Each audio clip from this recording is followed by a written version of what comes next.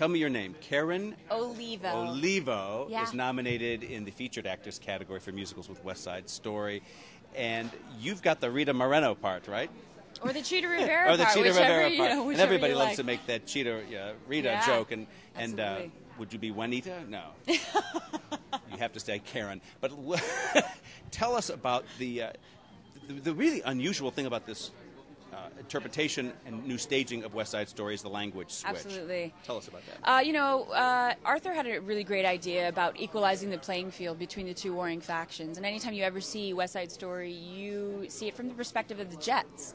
And he thought, well, the Sharks have every reason to have their story told. So let's add in their native tongue wherever they would actually speak it.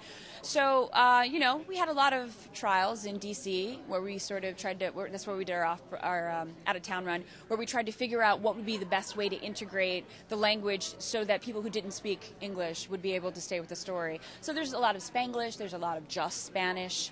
My character specifically, I speak English almost the entire production until, because I'm the person who, I sing America. I'm the one who thinks that we should all sort of be Americanized, and I'm for the idea. But when tragedy strikes, I revert back to my native tongue, which, that's an interesting and wonderful arc built into my character. It makes it very easy for me.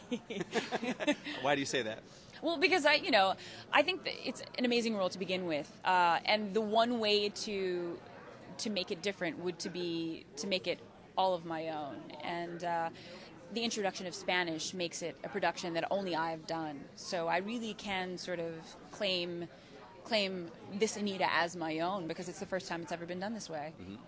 Well, good luck to you. Well, thanks so much. And it's over. West Side Story is overdue to win a production award. It lost to The Music Man when it was up for the first time around. So you got to beat those hair people. But I love the hippies. No, I'm kidding. Well, good luck on Tony night. Thanks. Take care.